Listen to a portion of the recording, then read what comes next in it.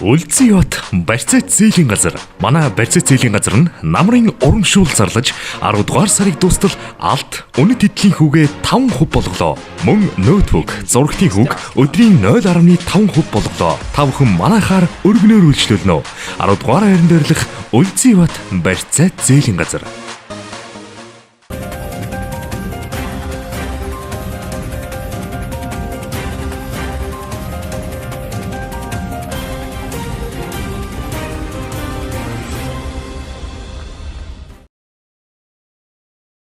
Оройн төргийн эрх мэдэгчтэй бид та бүхэнд мэдээ танилцуулахад бэлэн боллоо. Анхаарлаа хандуулна. Мэдээллийн хөтөлбөрийн ивент тэтгэгч Үлзийбат барьцаат зээлийн газар. Эхний мэдээ танилцуулъя. Томоогийн өвчлөөс урьдчилан сэргийлэх зорилготой дархлаажуулалтын вакцин хийгдэж дууссан байна. За хэдийгээр төлбөртэй хийгдэж байгаа боловч вакцины ярилт өндөр байгааг эмч мэрэгчлэтнүүд хэлж байна. Зорилттой бүлгийн буюу жирэмсэн мөн архаг хууч өвчтэй өндөр настай иргэдэд томоогийн вакциныг үн төлбөргүй хийсэн. Үүнээс гадна 500 хүн тум вакцин татаж 6 сартаагаас дээш настай хүүхэд насан туршид төлбөртэй хийсэн вакцинжуулалт дууссан байна. За томоогийн вакцин манай өрхийн эмнэлгийн хувьд бол 310 тонн аваад жирэмсэндээ бол 152 жирэмснийг томоогийн вакцин хамруулад байна. За тэгээ хүүхдх юм бол 120 хүүхдэд хийгээд байгаа. Ахмад настан буюу архаг хууч өвчтөд 152 хүнд хийгээд байна. Цаашдаа бол хийх хүмүүсүүд маань бас нэлээдгүй үлдчихэд байгаа. Томоогийн маань вакцин хангалт бага учраас ингээд ирсэн вакцина хийгээд дуусаад ахиж бол эрүүл мэндийн газартаа захиалга өгöd. Дархлаажуулалтын вакцины ярилт өндөр байгаа ч нийлүүлэлт бага байгааг хэллээ. Тухайлбал асралт ус өрхийн эрүүл мэндийн төвд 1300 орчим хүүхэд хариалагдж байгаа бол тэдний 120 дархлаажуулалтын вакцинд хамрагджээ. Харин 65-аас дээш насны иргэд төлбөргүй вакцинжуулалтанд хамрагдах хүсэлтэй байгааг энэ үеэр хэлж байлаа. За томоогийн өвчлөл өнгөрсөн оны мөн үеигтэй харьцуулахад буурсан буюу өдрийн нийт үзлэхийн 2.3%-ийг эзэлж байна. Мэдээллийн хөтөлбөрийн ивент тэтгэгч Үлзийбат барьцаат зээлийн газар. Намрын атаг сарын шинийн 22-ны өдрийг эхийн аж хариулсан их дүүцэн өдөр хэмээн Бурхны шашинтай орнууд тэмдэглэдэг. Энэ жилийн тухайд Данараг Данжаалан хэд эхийн аж дурдахгүй шашин намын чуулганыг зохион байгуулахаар болсон байна. Бурхан багш Тэнгэрийн оронд төрөл таалсан ээжийнхээ ачийг хариулахаар 33 Тэнгэрийн орноо заларч ээжтэй болон бусад тэнгэрүүдэд 3 сарын турш ном айлдаж ээжигийн орчлонгоос гэтлэгж Нирваны хотогт хүргэж эхийнхээ ачийг хариулан намрын адаг сарын шинийн 22-нд эргэж Замбуу твд залан ирсэн түүхтэй хэмээн түүхэн их сурвалжид тэмдэглэсэн байдаг. Тэр цагаас хойш намрын адаг сарын шинийн 22-ны өдрийг эхийн ачийг хариулсан их дүүцэн өдөр хэмээн Бурхны шашинд орнууд өргөн дэлгэр тэмдэглэж ирсэн. Энэ ч утгаараа Данараг Данжаалан хэд нийт сүсгтэн олныг буян намд уриалан 11-р сарын 10-нд хөгжимт драмын театрт эхийн аж дурдахгүй шашин намын чуулган зохион байгуулахаар болсон байна. 21 эхчүүд тэр өдөр одоо дархийн уншлагыг одоо унших юм байна. Ламнарл ном уншаад байдаг шүү дээ хүмүүс. Тэгвэл энэ удаа бол зөвхөн 21 дарх гэж билэгдээд 21 сайхан их хүмүүс өөрсдөө сайхан чигдрээд ахмадууд одоо энэ өдөр сайхан 21 дархийг унших юм байна. Тэгэнгүүт одоо 21 дархийг зөвхөн ахмадууд унших юм уу хөл зөвхөн одоо тэнд цугласан хүмүүс хүртэл ингээд билетэн дээр ингээд юу гэдэг дархийг уншихыг ингээд кириллээр гаргаад өгсөн ба. Тэр цугласан хүмүүс бас л одоо ингээд тагаад унших. Хэрвээ энэ өдөр одоо энд оролцоод тэрэнд даган баясаа тэрийг уншина гэдэг бол одоо хязгааргүй их буян хураах. Тэр нь бол одоо маш их өрнө гарахын дараа. Тийм ба. За тэгээд тэрний дараагаар бол одоо ер нь бол уламжлал болох юутай байгаа энэ одоо үйл ажиллагааг жил болгон тэгээд 21 ихийг алдаршуулах гэсэн тийм биш 10 ихийг 10 багаасаа ачлалт их гэсэн тийм өргөмжлөх ерөөдөө энэ бол ерөөсөө ямар нэгэн тийм юу байхгүй одоо өөр хүмүүсийн гэсэн юу байхгүй ерөөхдөө бол тэр багаасаа сонгогдсон тийм алдарт ихээ сонгол 10 багаас нэг их алдаршуул тийм үйл ажиллагаа байж байгаа. Тэгээд энэ юуны нэг давуу тал нь юм бол одоо энэ хурлын дараагаар 10, 11, 12 гэсэн 3 шөнө одоо ногоон дархи цаниралдах буюу шөнийн хурал хурдаг. Жил болго хурдаг. Тэгтээ энийгээ бол энэ арга хэмжээтэйгээ энэ жил одоо хослуулаад уншиж байгаа. Тэгэнгүүт энэ дээр билетний ардлт бол одоо ингээд ногоон дэрхийн шөнийн хурал даган баясах гээд энэ одоо таны гэр бүл гээд та одоо хитэн гам бол энийг ингээд энэ дээр билетээ аваад дараа нь нэрийг бичээд таныг дамжуулах хийдэ автраад өгчих юм байна. Тэгэнгүүт одоо тэрийг нь гисгүүл ам одоо шөнө хурал хурж байгаа ламнарт бол одоо жамжиг айлтан буюу одоо тэр өөрийнхөө нэрийг хуралд өргөж нэрийг нь оруулах тийм одоо ном болно гэсэн. Тэгэхээр бол та энэ билетийг авснаа буцаагаад одоо олон тэр 3 шөнийн хуралд бас нэр нь орох амбулаад авах гэсэн. Ийм одоо 2 3 үйл ажиллагаа давхар явагдаж байгаа тийм сайхан буйны үйл ажиллагаа болж байгаа. Эхийн ач дуртахуй шашин намын чуулганд оролцогчид Данар Данжаалан хідэд 3 шөнө хурах, ногоон дараахийн цанирал хуралд гэр бүлийнхээ буян зайг даатгах боломжтой юм байна. Мэдээллийн хөтөлбөрийн ивент тэтгэгч Үлзийбат барьцаат зээлийн газар. Мэдээллийн хөтөлбөрийн ивент тэтгэгчээр Үлзийбат барьцаат зээлийн газар ажиллаж байгааг дуулгахад таатай байна. Эрхэм үзэгчдээ одоо та бүхэн товч мэдээнд анхаарлаа хандуулна.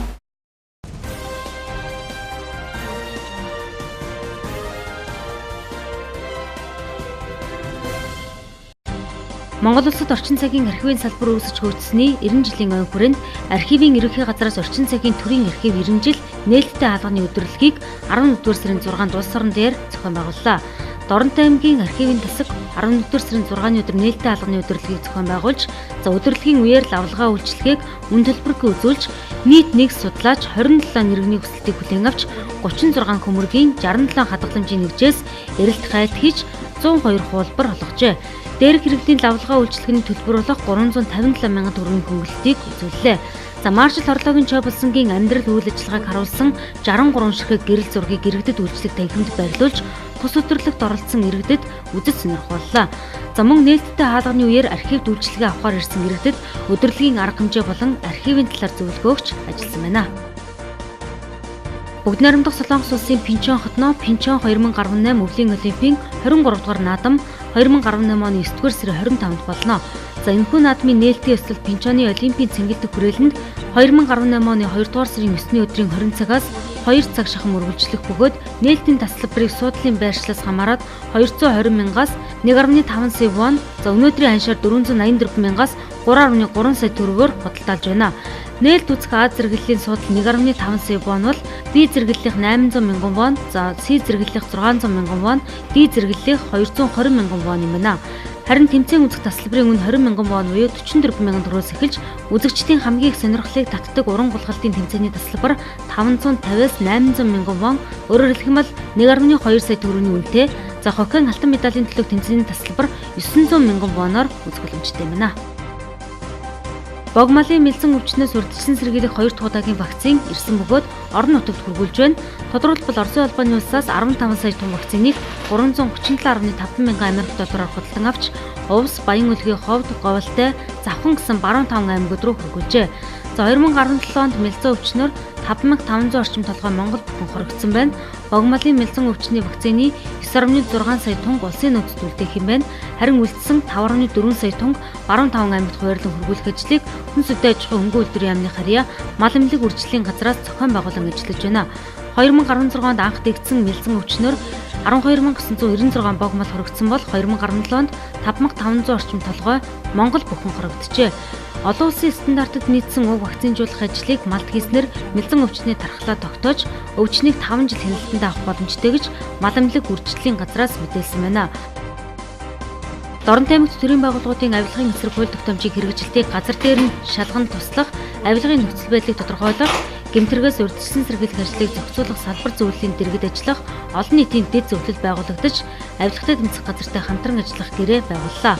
Зөвлөл нь 3 хүний бүрэлдэхүүнтэй бөгөөд төрийн болон хуулийн байгууллагад олон жил ажилласан туршлагатай боловсон хүчнийг олон шалгуур үзүүлэлтийн дагуу сонгон шалгаруулж авчээ.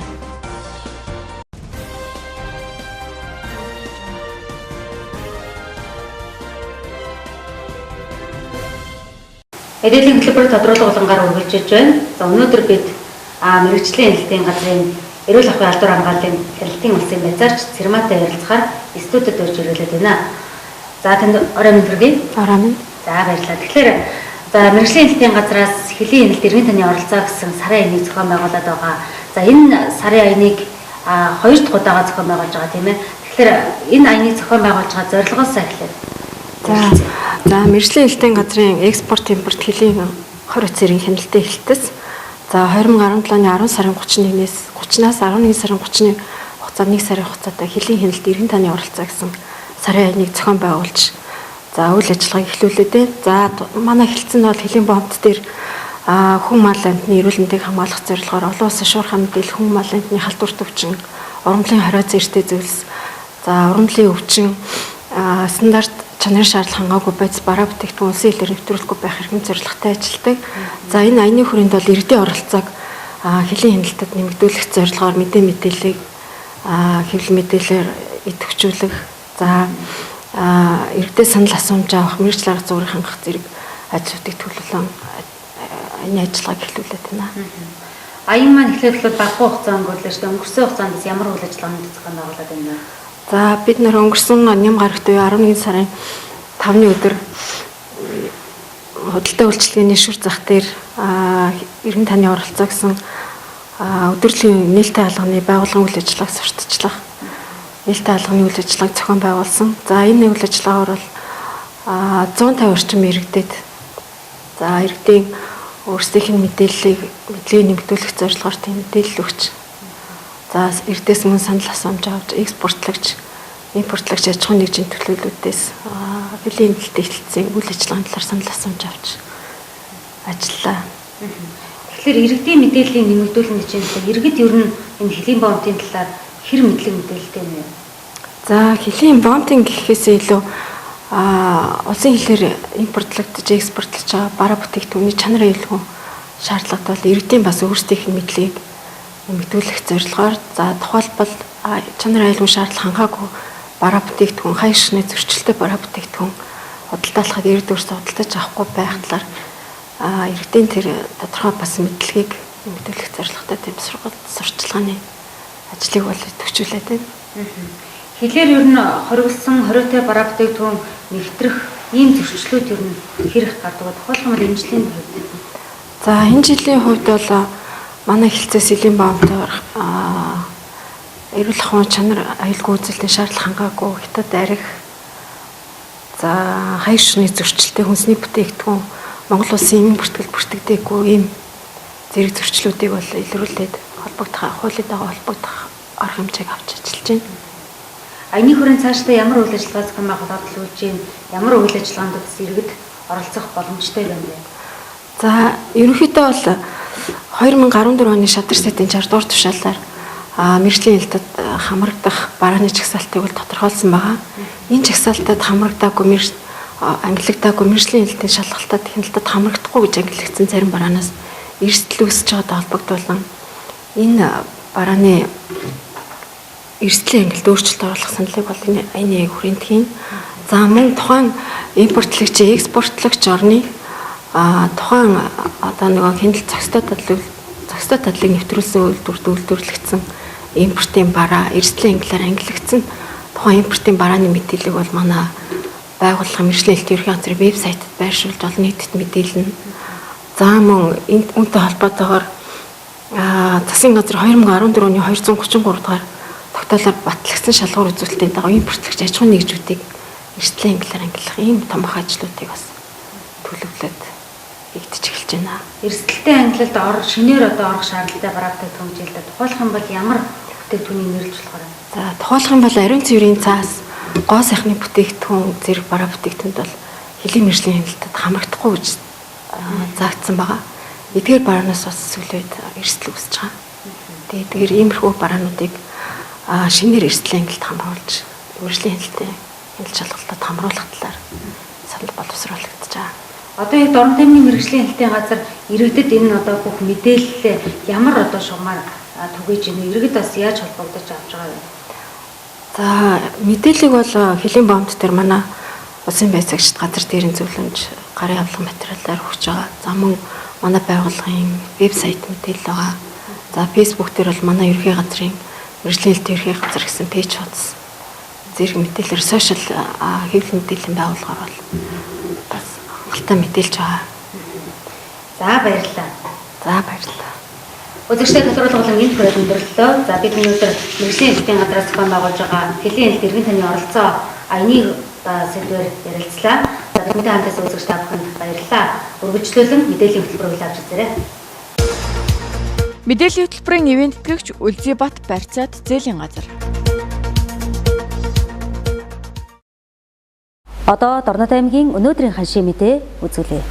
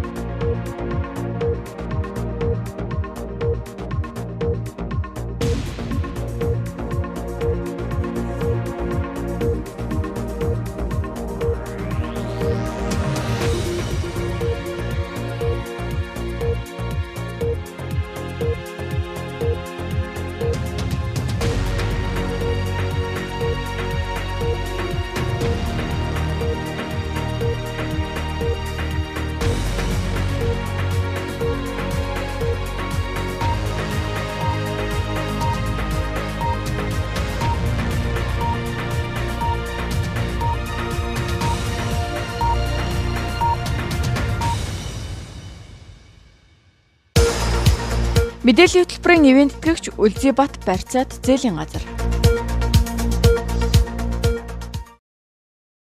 Анхаарлаа хандуулсан үзэгч та бүхэнд баярлалаа. Мэдээллийн хөтөлбөр энэ түрээд өндөрлөж байна. Үзэгч та бүхэн сайхан амраарай. Баяртай.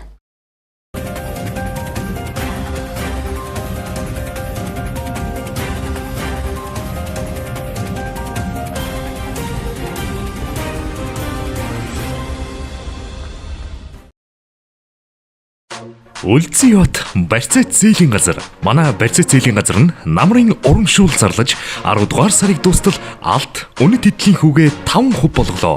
Мөн ноутбук, зурагтын хүүг өдрийн 0.5% болголоо. Та бүхэн манайхаар өргөнөөр үйлчлүүлнэ. 10 дугаар хайранд барилах Үлзийбат барьцаат зээлийн газар.